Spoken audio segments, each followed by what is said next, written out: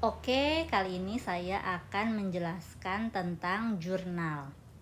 Sebelumnya kita sudah belajar tentang persamaan dasar akuntansi, terus kita juga udah belajar debit dan kredit. Sekarang kita akan belajar menjurnal.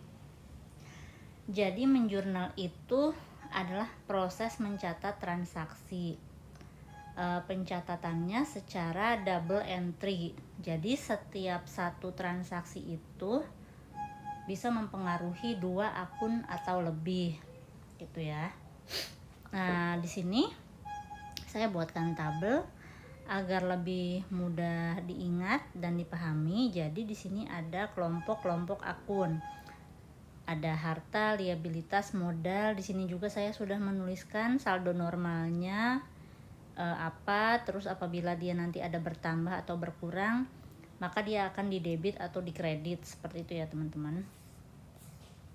Di sini juga ada pendapatan, beban, prive, laba, dan rugi. Oke, soalnya sudah saya share ya ke teman-teman. Oke, soalnya seperti ini. Jadi ini adalah perusahaan catering ya, catering. Ini adalah ringkasan transaksinya selama bulan Mei 2011 gitu ya. Ada tanggal dan transaksinya, maka kita akan membuat jurnalnya.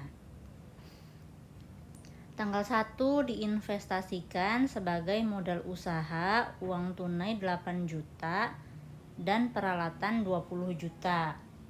Maka jurnalnya adalah kas dan peralatan di debit 8 juta dan 20 juta, lalu modal di kredit. Karena ini 3 akun ini sama-sama bertambah ya.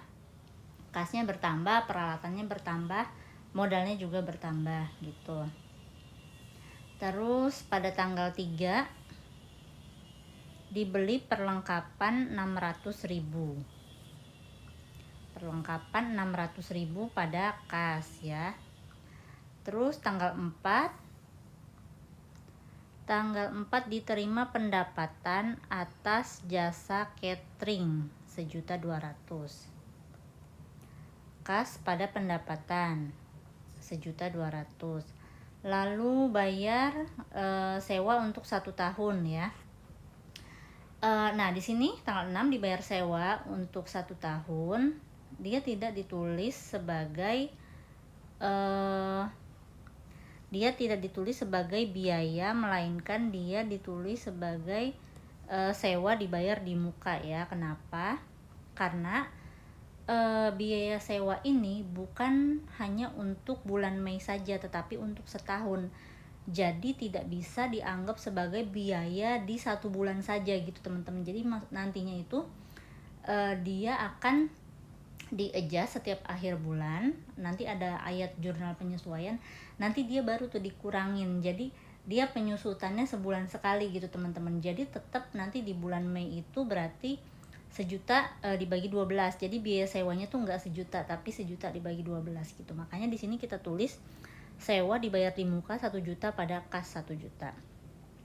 Tanggal 14 bayar iklan 300.000, biaya iklan di debit, kas di kredit.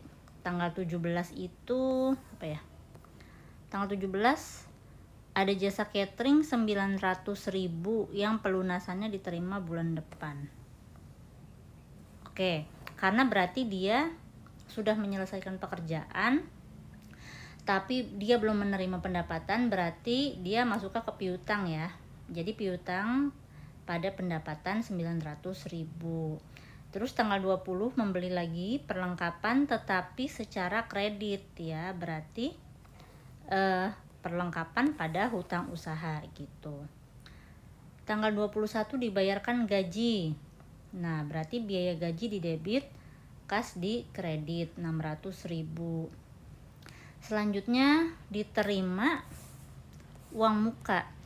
Diterima uang muka untuk pesanan makanan bulan depan 700.000. Jadi tanggal 24 ini dia sudah dapat uang muka, tetapi dia belum mengerjakan ya gitu. Jadi jurnalnya adalah kas pada pendapatan diterima di muka.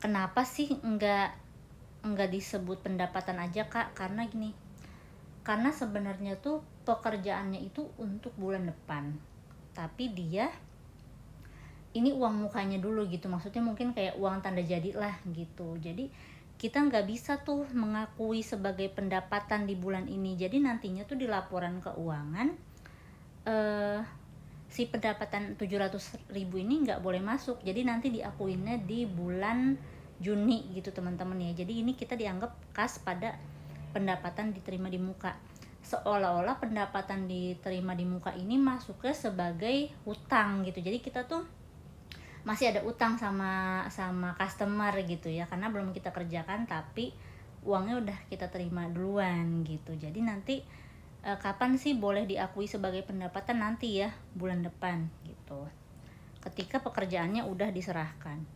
Terus tanggal 30 ada tagihan listrik, berarti biaya listrik pada kas 200.000. Oke, segini dulu yang bisa saya sampaikan untuk jurnal. Oh ya, nah ini ada satu kolom lagi sih seharusnya di sini jumlahnya ya.